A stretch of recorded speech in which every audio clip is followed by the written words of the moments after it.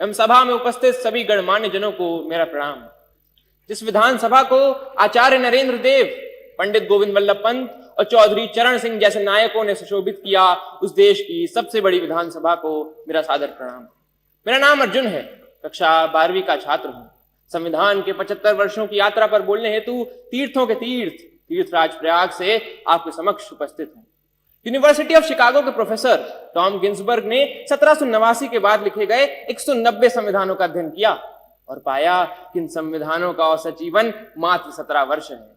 परंतु भारत का संविधान भारत के उत्कृष्ट मानवीय उपादानों का प्रतिनिधित्व करते हुए 75 वर्षों बाद भी आज दृढ़ता के साथ विद्यमान है।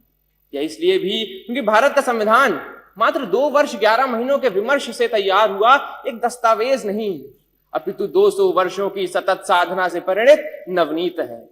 ये यात्रा एक राष्ट्र के रूप में हमारी आत्मा का, हमारी सामूहिकता का उत्सव है। प्रसिद्ध जर्मन दार्शनिक इमैनुअल कांट ने अपनी पुस्तक क्रिटिक ऑफ प्रैक्टिकल रीजन में लिखा था कि constitution to be just must achieve the highest level of possible freedom for human individuals.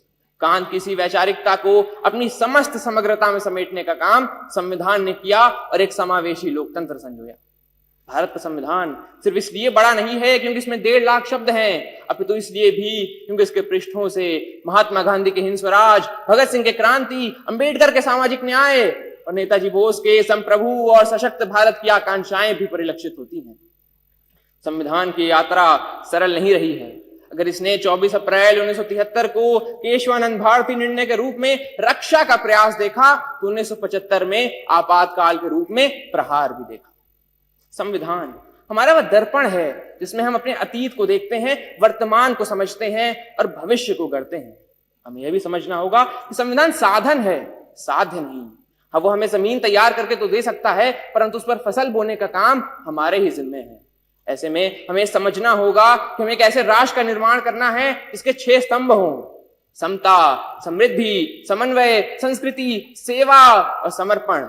एक ऐसा भारत जहां हर व्यक्ति कह सके मैं भारत हूं और भारत मुझ में।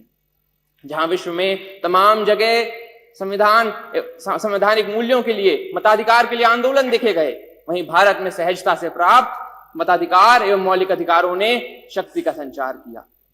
हमारा ये कर्तव्य है कि हम एक ऐसे राष्ट्र का निर्माण करें जिसमें हर हाथ को अवसर मिले, हर सपने को ऊंचाई मिले और उसे पूरे करने का नैतिक साहस मिले।